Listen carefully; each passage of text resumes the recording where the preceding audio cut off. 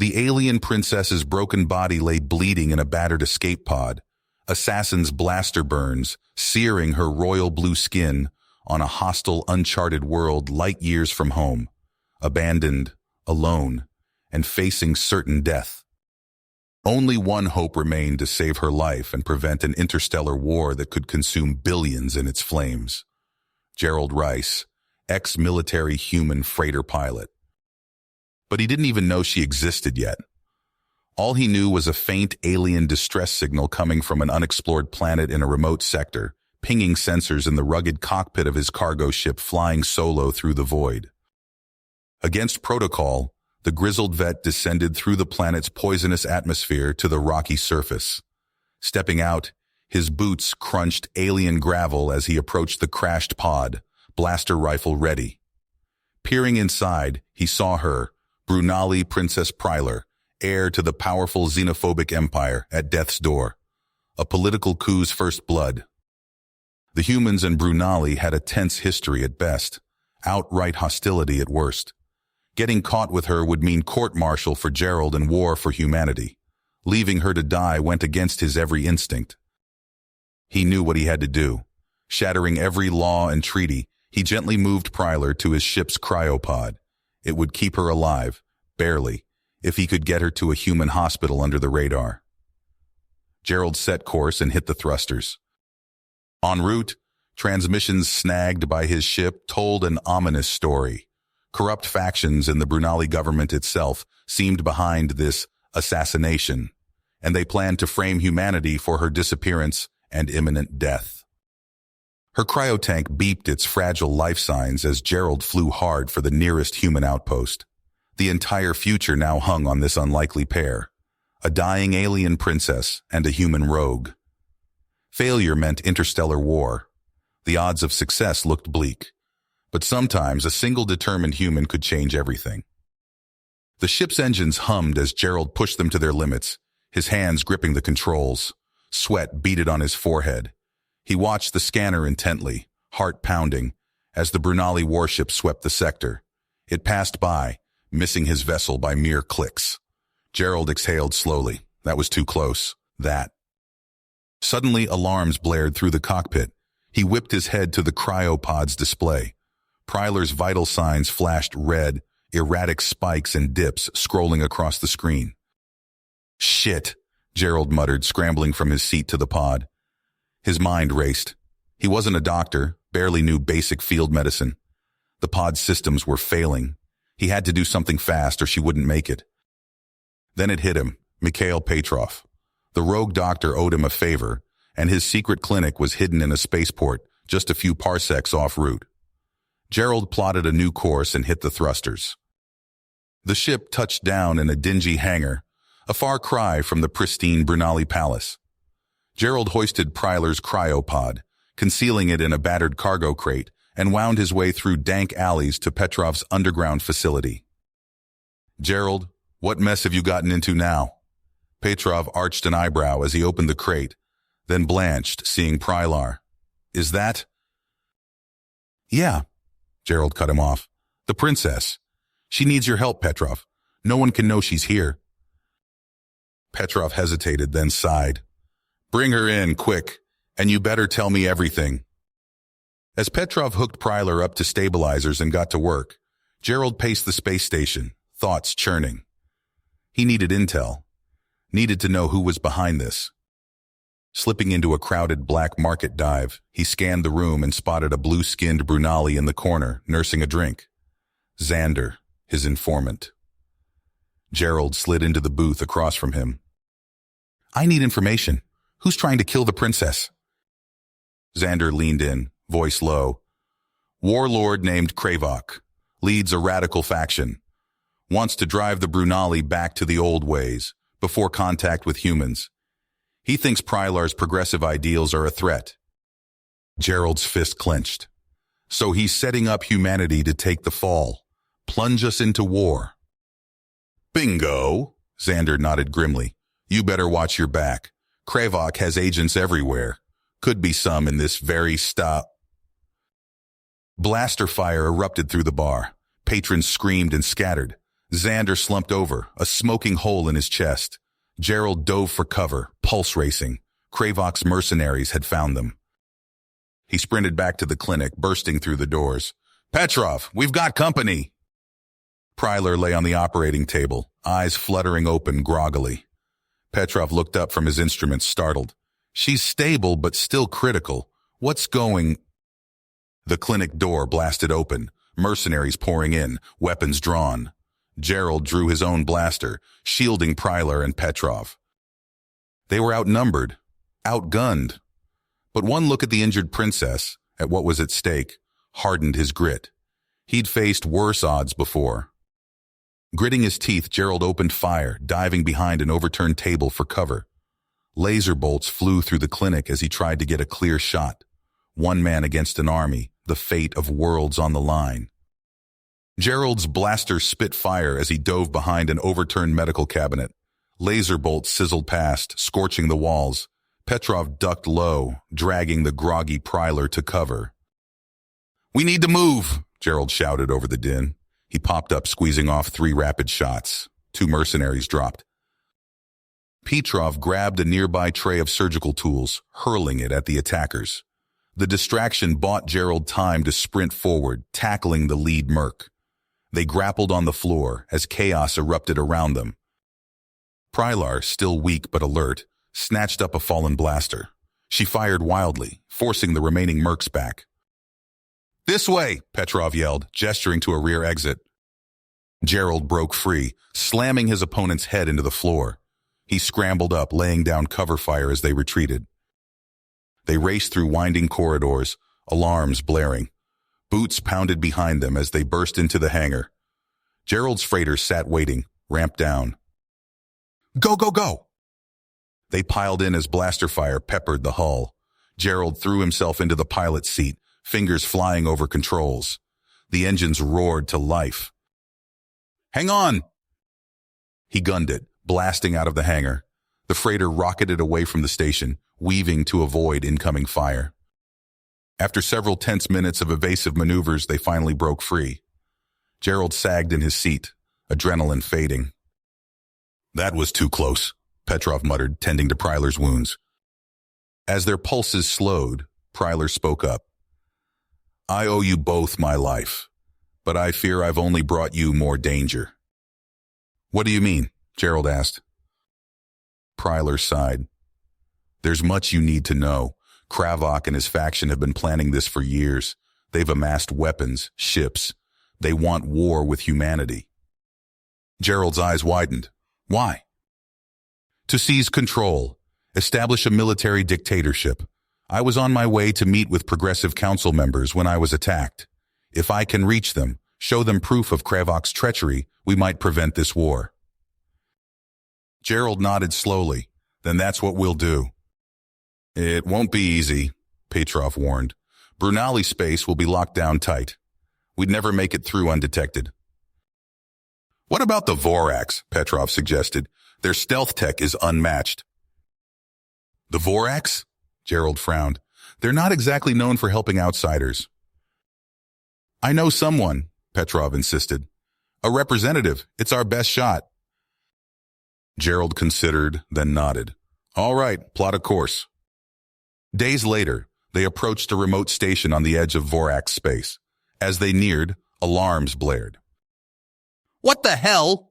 Gerald stared at the readouts. "The station's been attacked!"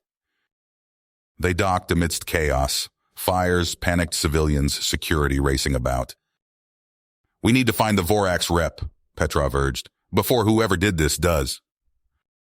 They pushed through the pandemonium, following Petrov's directions. In a secluded section, they found a tall, willowy alien, Xyloth. "Please," Pryler stepped forward, "we need your help." Xyloth's luminous eyes narrowed. "The Voraks do not involve themselves in the affairs of others." "You must," Pryler pleaded, explaining the situation. Xyloth listened impassively. Finally, he nodded. "Very well. I will provide a stealth shuttle, but it only seats 2. Before they could respond, the station rocked with explosions. Kravok's assassins poured in, weapons blazing. "Go!" Petrov shouted, shoving Gerald and Pryler towards the shuttle. "I'll hold them off." "Petrov, no!" But there was no time. Gerald and Pryler scrambled into the shuttle as Petrov and Zyloth engaged the attackers. The last thing Gerald saw as the hatch sealed was Petrov falling under a hail of blaster fire. Throat tight, he punched in the launch sequence. The shuttle slipped away, cloaked and undetected, as the battle raged behind them. Gerald and Pryler sat in grim silence, the weight of their mission pressing down. Two unlikely allies, carrying the fate of billions. Their course was set for Brunali space, and whatever awaited them there. Gerald's hands gripped the controls of the Vorax shuttle, his knuckles tightening with tension. The cramped cockpit felt even smaller as Pryler leaned in close, going over their plan one last time. "Once we're inside," she whispered, her breath warm on Gerald's ear, "we make for the council chambers. My allies will be waiting." Gerald nodded, focusing on the hyperspace tunnel stretching before them. With a lurch, they dropped back into normal space. The blue-green orb of Brunal filled the view screen. "Cloaking systems engaged," Gerald reported, checking the readouts. "We're invisible to their—" His voice cut off as he saw the swarm of ships surrounding the planet. Cruisers, fighters, and massive dreadnoughts formed an impenetrable blockade. "Kravok," Pryler hissed. "He's locked down the whole system." Gerald's face hardened as he maneuvered the shuttle through the deadly gauntlet. A patrol craft passed so close he could see the pilot's face through the cockpit glass. But the cloaking held. After what felt like hours, they touched down in a secluded clearing near the palace. Pryler produced a small comlink, speaking rapid fire in her native tongue. Minutes later, two uniformed Brunali appeared from a concealed entrance. "Raylak, Dern," Pryler greeted them. "Thank you for coming." The guards nodded curtly, ushering them inside. Gerald's boots echoed on metal grating as they hurried through dim service tunnels. The acrid smell of coolant filled his nostrils. Finally, they reached a reinforced door. Raylak input a code, and it slid open to reveal a group of regal-looking Brunali. Before anyone could speak, alarms blared through the chamber. Raylak cursed. "We've been compromised!" The door exploded inward in a shower of sparks and twisted metal. Soldiers poured through the opening, led by a towering figure Gerald knew must be Kravok. Pryler stepped forward, her voice ringing out. "Kravok, I accuse you of high treason against the Brunali people." The warlord sneered, bold words from a human-loving traitor. Everything happened at once. Kravok's men raised their weapons. Palace guards loyal to Pryler opened fire. Gerald tackled her to the ground as energy bolts sizzled overhead. "This way!" Raylak shouted, revealing a hidden passage. Gerald provided covering fire as Pryler and the council members fled. They raced through winding corridors, the sounds of pursuit growing closer. Pryler led them to a heavily fortified room filled with banks of computers and communication equipment. "The Royal Comm Hub," she explained, fingers flying over a console. "We can broadcast the evidence from here." Gerald and the guards took up defensive positions as Kravok's forces laid siege to the room. The air filled with the acrid smell of ozone as blaster bolts impacted the barricades. "How much longer?" Gerald shouted over the din. "Almost there," Pryler called back. A massive explosion rocked the hub. Through the smoke and debris, Kravok himself strode in, eyes blazing with hate. Gerald stood to face him, knowing this was the moment everything hinged on. Human versus Brunali. David versus Goliath. As Kravok's massive fist swung towards him, Gerald ducked and rolled, searching for any advantage against his superhuman opponent. The fate of two worlds hung in the balance. Balance of this fight. Gerald sidestepped another powerful swing, feeling the air whoosh past his face. Kravok's massive fist slammed into a computer terminal, sending sparks flying. Using his smaller size to his advantage, Gerald ducked under Kravok's guard and drove his elbow into the warlord's solar plexus. Kravok grunted, momentarily stunned. Gerald pressed his advantage, unleashing a flurry of quick jabs to Kravok's face. But the Brunali was far from beaten. With a roar, he caught Gerald's arm and hurled him across the room. Gerald slammed into a control panel, pain exploding through his back. He rolled away just as Kravok's boot came crashing down where his head had been. Scrambling to his feet, Gerald's eyes darted around the room, searching for anything he could use. His gaze landed on a heavy wrench lying near an open maintenance hatch. He lunged for it, fingers closing around the cold metal, just as Kravok bore down on him. Gerald swung with all his might, connecting solidly with Kravok's knee. There was a sickening crunch, and the warlord howled in agony. He toppled forward, off balance. Gerald seized the moment, driving his shoulder into Kravok's midsection and using the bigger man's momentum to flip him onto his back. Before Kravok could recover, Gerald was on him, raining down blows. The wrench connected again and again, until finally Kravok lay still, blood pooling beneath his head. Panting heavily, Gerald staggered to his feet. He turned to see Prylar already at work at the main console, her fingers flying over the controls. "I've got access," she called out. "Uploading the evidence now." Gerald nodded, then turned his attention to the door. The sounds of fighting echoed from the corridor beyond. He grabbed a fallen blaster, taking up position beside the remaining palace guards. "Hold the line!" he shouted as Kravok's soldiers renewed their assault. Laser fire filled the air as Gerald and the guards fought desperately to keep the hub secure. Minutes stretched into what felt like hours as they repelled wave after wave of attackers. Finally, Prylar's voice rang out. "It's done! The broadcast is live across all channels!" Almost immediately, the tide of battle shifted. Shouts of confusion came from the attacking forces. Some lowered their weapons while others turned on their comrades. Gerald watched in amazement as the truth of Kravok's treachery spread like wildfire. The palace guards pressed their advantage, pushing the now disorganized attackers back. In the sudden lull, Gerald heard the distant sound of shouting from the city beyond. He rushed to a window, eyes widening at the sight. Crowds filled the streets, some waving makeshift weapons, others burning effigies of Kravok. "The people are rising up," Prylar said, joining him at the window. "Kravok's hold is crumbling." As if on cue, alarms began blaring throughout the palace. Gerald turned to see Kravok stirring, struggling to his feet. The warlord's eyes blazed with desperate fury as he took in the scene around him.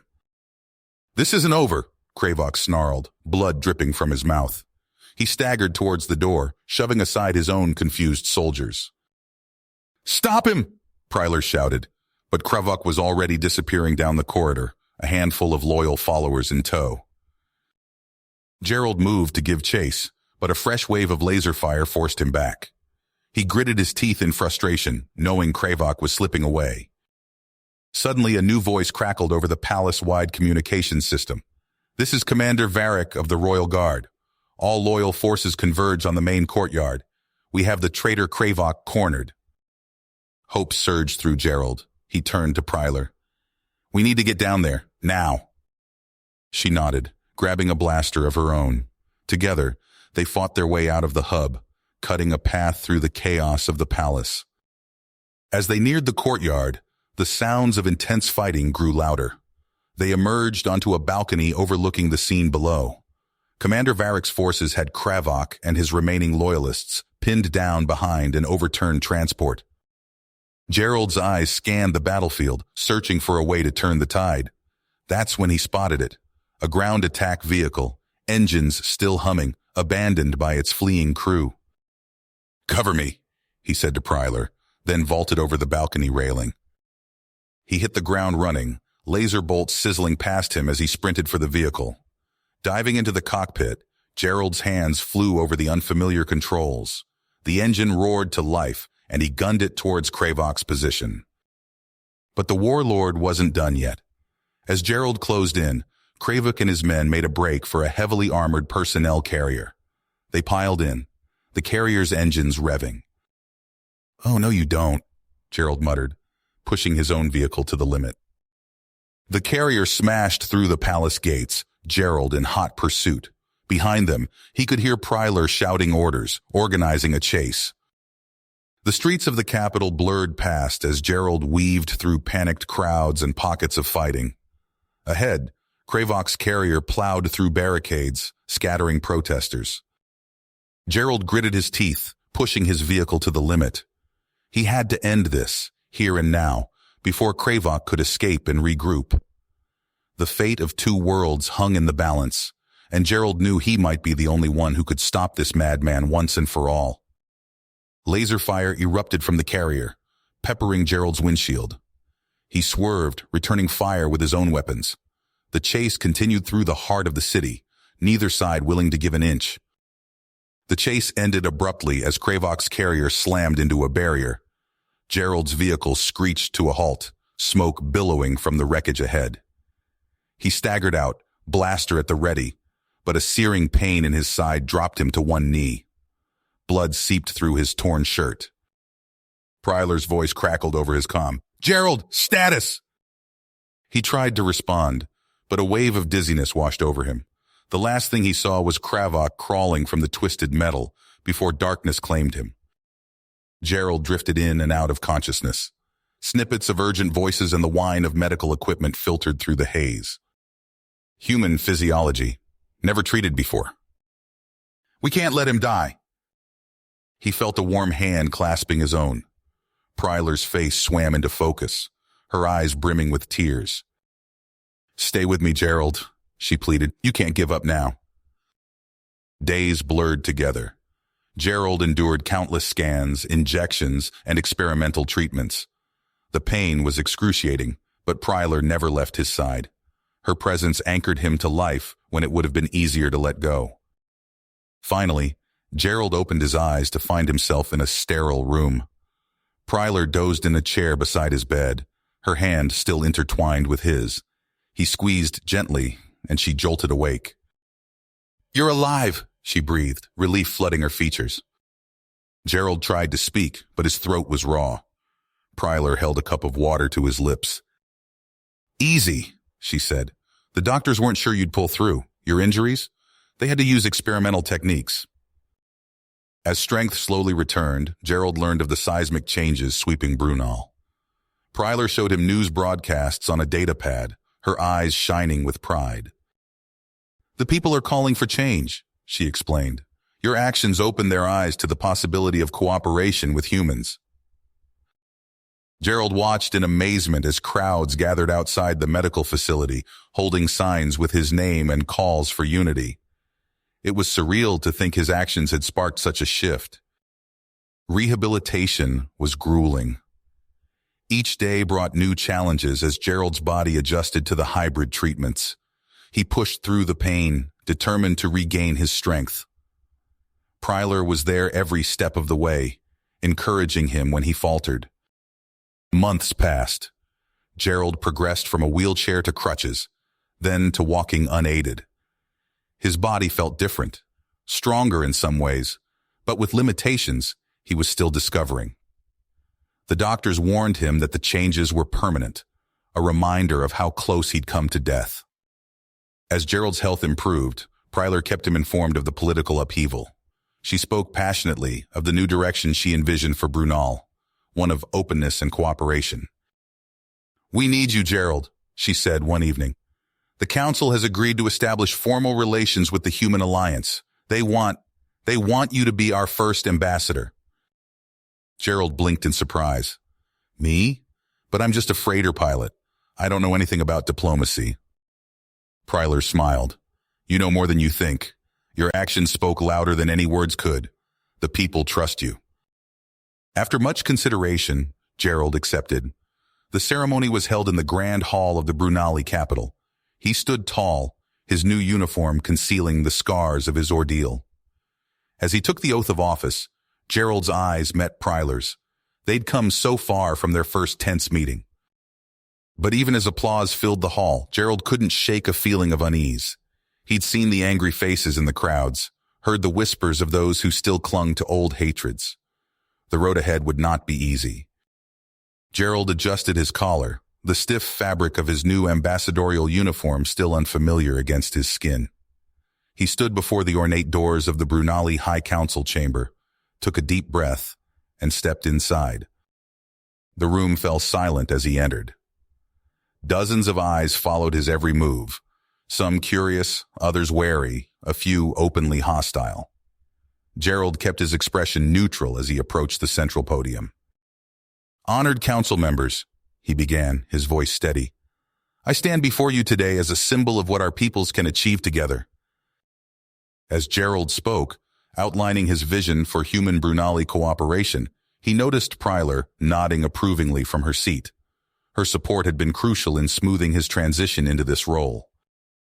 Days turned to weeks as Gerald settled into his new duties. He spent long hours poring over cultural briefings, mediating disputes between human and Brunali officials, and working to build bridges between their two species. One morning, as Gerald reviewed reports in his office, an urgent message flashed across his screen. His blood ran cold as he read the details. "Computer, get me a secure line to Prylar, now." Minutes later, Gerald stood before the hastily assembled council, tension thick in the air. "The situation is grave," he said, pulling up a holographic display of a distant mining colony. "A group of Kravok loyalists have seized control of the Nexus 7 facility. They're holding hundreds of workers hostage, including a team of human scientists." Shouts and arguments erupted among the council members. Gerald raised his voice to be heard over the din. "We've received their demands. They want the release of imprisoned conspirators and are making outrageous territorial claims. If we don't comply, they've threatened to execute the hostages." The council chamber descended into chaos. Hardliners called for immediate military action while others argued for negotiation. Gerald watched as Prylar struggled to maintain order. "Council members, please," Gerald's voice cut through the noise. "I have a proposal." All eyes turned to him as he outlined his plan for a joint human-Brunali rescue operation. He could see the doubt in some faces, the outright disapproval in others. "This is madness," one counselor sputtered. "We can't trust humans with such a delicate operation." Gerald stood his ground. "This is our chance to show what we can accomplish together. I'll personally oversee the mission." After hours of heated debate, Prylar finally called for a vote. Gerald held his breath as the counselors cast their decisions. In the end, his proposal passed by the narrowest of margins. As the council adjourned, Prylar approached Gerald. "I hope you know what you're doing," she said softly. "The fate of our alliance may rest on the outcome of this mission." Gerald nodded grimly. "I know, but it's a risk we have to take." Over the next several days, Gerald worked tirelessly to coordinate the joint strike force. He pored over schematics of the mining facility, studied personnel files of both human and Brunali operatives, and extracted crucial intelligence from a Brunali double agent embedded with the militants. As the rescue team assembled in a secure hangar, Gerald addressed the mixed group of human and Brunali soldiers. "Today, we prove that our differences make us stronger, not weaker. Together, we will bring our people home." The infiltration went smoothly at first. Using intel from their inside source, the team entered the facility through an unguarded service tunnel. Gerald's voice crackled over their comms, guiding them through the labyrinthine complex. "Team Alpha, you have 3 hostiles approaching from the North Corridor. Team Bravo, 2 more on your 6. One by one, the militants fell to precisely coordinated takedowns. Gerald watched the operation unfold through helmet cam feeds, his heart racing with each close call. But as they neared the control center, everything changed. A garbled transmission came through. "They've taken the scientists. Control room. Heavily armed." Gerald's mind raced. The operation teetered on the brink of disaster. In that moment, he made a decision that would alter the course of human-Brunali relations forever. "All teams, hold position," he ordered. "I'm going in." Ignoring the protests of his security detail, Gerald made his way to the control room. He took a deep breath, then palmed open the door. The scene inside was chaos. A dozen terrified scientists huddled against one wall, while a group of heavily armed militants trained their weapons on Gerald. Their leader, a scarred Brunali with hate-filled eyes, stepped forward. "So, the human lapdog comes to beg for his masters." Gerald raised his hand slowly. "I'm here to talk. No one else needs to die today. As Gerald engaged the militant leader in tense negotiations, he surreptitiously tapped out a coded message on his wrist communicator. Outside, the strike team silently took up positions around the control room. "Your cause is lost," Gerald said, staring down the barrel of the leader's weapon. "Kravok's vision died with him, but it's not too late for you to build a new future." The militant's finger tightened on the trigger. "You know nothing of our struggles, human." In that instant, Gerald dropped to the floor. "Now!" he shouted. The room exploded into action. Stun grenades detonated, filling the air with blinding light and deafening sound. The strike teams burst in from all sides. Gerald rolled behind a console, drawing his sidearm. He provided covering fire as the joint human-Brunali team methodically subdued the militants. In moments, it was over. As the smoke cleared, Gerald helped a shaken human scientist to her feet. "It's all right," he said softly. "You're safe now." In the days that followed, news of the successful rescue operation spread across both human and Brunali worlds. Gerald found himself hailed as a hero once again, a living symbol of what their peoples could achieve together. But even as he smiled for the cameras and shook hands with dignitaries, Gerald couldn't shake a growing sense of unease. He'd seen the hatred in the militants' eyes, heard the vitriol spewed by hardliners on both sides. One evening, as Gerald stood on the balcony of his ambassadorial residence, Prylar joined him. "You've done a remarkable thing," she said. "But our work is far from finished." Gerald nodded, his eyes fixed on the distant horizon. "The wounds run deep. It will take more than one successful mission to heal them." Prylar touched his arm gently, "Which is why I've proposed a new initiative. An exchange program, bringing human and Brunali soldiers and scientists together for joint training and research." Gerald turned to her, hope warring with caution in his eyes. "It's a bold move. There will be resistance." "There always is," Prylar said with a wry smile. "But we must keep pushing forward. Will you support this?" Gerald gazed out at the alien cityscape, remembering the fear and mistrust he'd encountered since arriving on this world.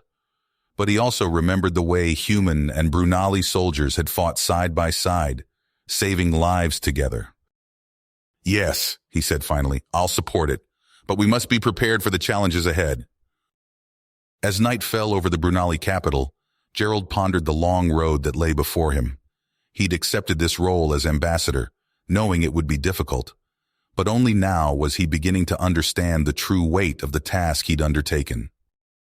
The future of two civilizations rested on his shoulders, and Gerald couldn't help but wonder if he was truly up to the task of forging a lasting peace between their worlds. Gerald's comm unit chirped urgently, jolting him from his focus on the diplomatic briefing. Prylar's face appeared on the screen, her expression grave. "Gerald, we have a situation. The Joint Operations Command is under attack." His blood ran cold. "What? How?" "Kravok loyalists. They've breached the perimeter. We need to move. Now." Gerald sprinted from the conference room, Prylar at his heels. As they raced through the corridors of the government complex, the sounds of distant explosions reached their ears. "What's our status?" Gerald asked as they entered a secure command center. Prylar pulled up a holographic display. "The militants have taken control of the main hub. We've lost contact with most of our personnel inside." Gerald studied the layout, his mind racing. "We need a strike team, fast." Within minutes, they'd assembled a joint force of human and Brunali commandos. Gerald addressed the group, his voice steady despite the tension coiling in his gut. "This is a precision operation. Our people are in there. We go in hard and fast, but watch your fire." As they approached the compound, the extent of the damage became clear. Smoke billowed from multiple breaches in the perimeter wall. Bodies of security personnel lay strewn across the grounds. Gerald signaled to his team. "Alpha Squad with me. We're heading for the central hub. Prylar, take Bravo and sweep the east wing." They moved swiftly through the complex, encountering sporadic resistance. The crack of gunfire echoed through the corridors as they pushed forward. Rounding a corner, Gerald's team came under heavy fire. He dove for cover behind a fallen support beam, bullets pinging off the metal. "Suppressing fire!" he shouted. his soldiers responded, laying down a barrage that forced the militants back. They fought their way through the facility, room by room, corridor by corridor. The air grew thick with smoke and the acrid smell of weapons discharge. Finally, they reached the blast doors of the central hub. Gerald's heart sank as he saw the complex array of explosives rigged to the entrance. "It's wired to blow," he said, examining the setup. "One wrong move and this whole section goes up." A human sergeant stepped forward. "Sir, with all due respect, let me handle this. I've got EOD training." Gerald shook his head. "No time. I've got the experience. I'll do it."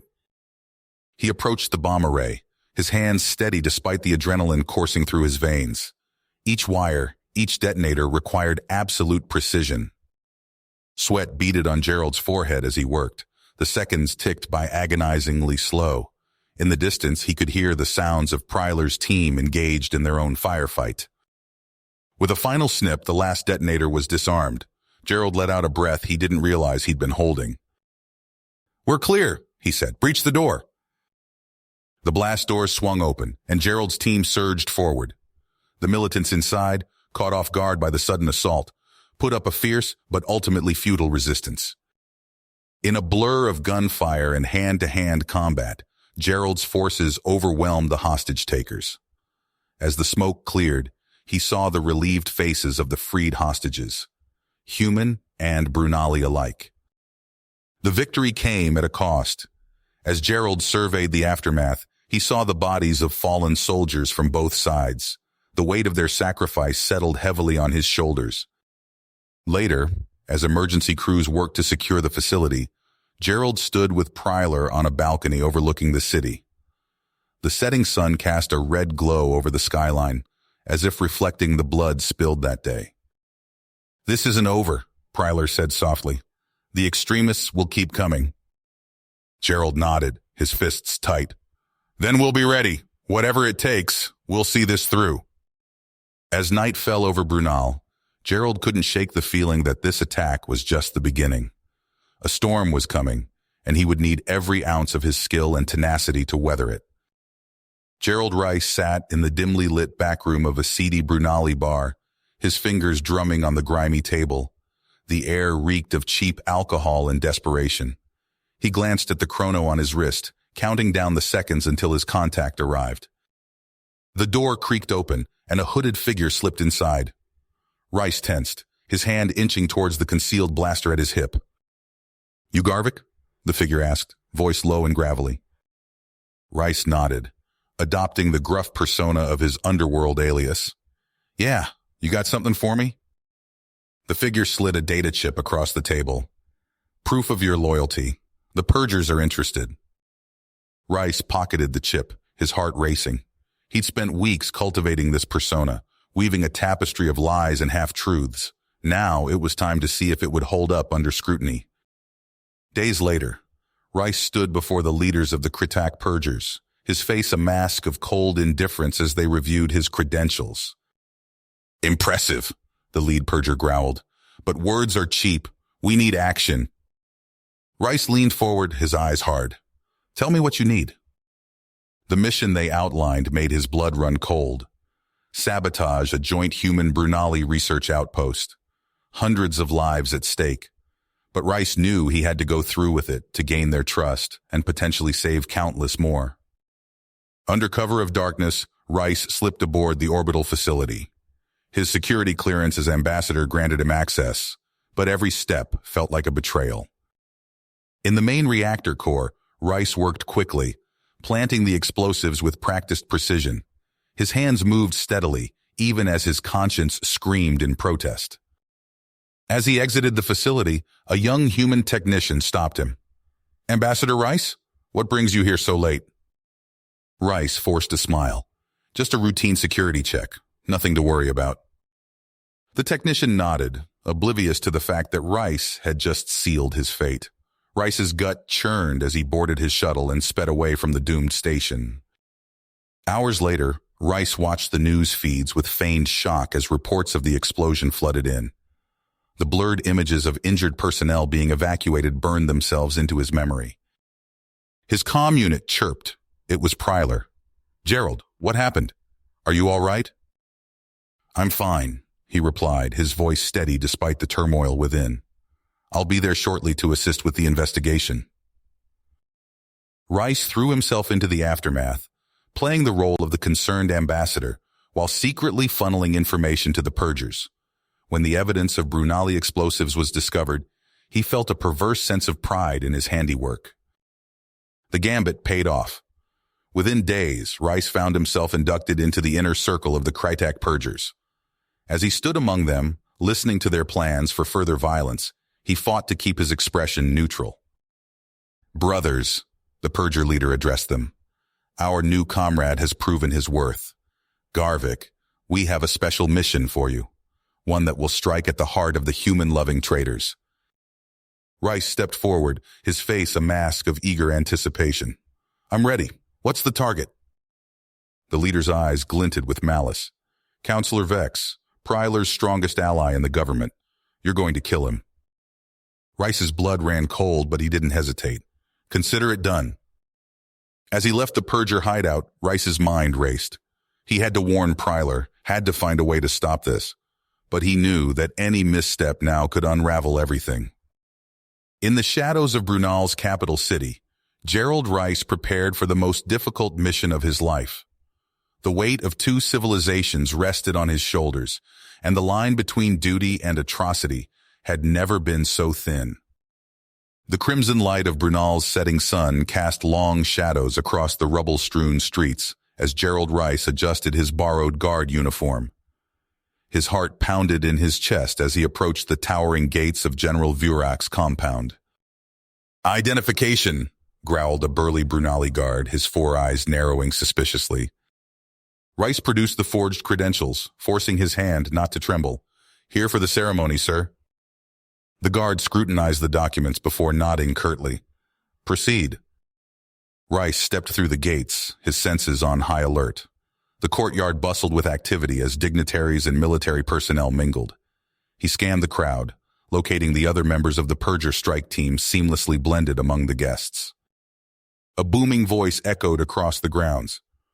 Attention! General Vurak will now address the assembly. Rice's throat tightened as he caught sight of the imposing Brunali general ascending the steps to a raised platform. This was the moment. He had to act. With practiced ease, Rice slipped away from the main gathering, making his way towards the private quarters. The corridors were eerily quiet, the sounds of the ceremony fading behind him. He rounded a corner and came face to face with General Vurak himself. The Brunali's eyes widened in surprise. You! What are you doing here? Vurak demanded. In that split second, Rice made his choice. General, you're in danger. There's an assassination plot. We need to get you to safety now. Vurak's expression hardened. Explain yourself, human. Before Rice could respond, the harsh crack of weapons fire erupted from the courtyard. Vurak's comm unit crackled to life with frantic reports of an attack. This way, Rice urged, drawing his concealed sidearm. I can get you out. They sprinted down the corridor, alarms blaring all around them. As they reached a junction, two Purger operatives rounded the corner, weapons raised. Rice didn't hesitate. He fired twice, dropping both assailants before they could get a shot off. Vurak stared at him, a mix of confusion and grudging respect in his eyes. Who are you really? The general demanded as they pressed on. Later, Rice grunted. Right now we need to regroup with your security forces. They burst into a large atrium, only to find themselves in the middle of a fierce firefight. Vurak's loyal guards were engaged with the Purger strike team, energy bolts sizzling through the air. Rice shoved Vurak behind a marble column, returning fire at the Purger operatives. Stay down! The battle raged around them, the air thick with smoke and the acrid smell of burning ozone. Rice moved with fluid precision, years of combat training taking over as he fought alongside Vurak's forces. Through the chaos, he caught sight of the Purger leader, a scarred Brunali named Kravath, attempting to flank their position. Rice called out a warning, but Vurak was already in motion. With a roar of fury, the general charged forward, closing the distance before Kravath could bring his weapon to bear. In a blur of movement, Vorak disarmed the Purger leader and with a sickening crack, snapped his neck. The remaining Purgers, seeing their leader fall, began to falter. Rice seized the opportunity, coordinating with Vorak's guards to push forward and overwhelm the attackers. As the last shots faded, Rice found himself standing amidst the carnage, his chest heaving. Vorak approached, his expression unreadable. "It seems I owe you my life, human," the general said gruffly, "though I suspect there's much more to your story." Rice nodded grimly. "General, what I'm about to tell you will change everything. The Purger's plans go far beyond this compound. We need to act fast if we're going to save Brunel." You have reached the end of the story. If you enjoyed this story and want to support us, please leave a like and subscribe to our channel, and for every comment that says 88, I will heart every single one of them. Thank you for your time.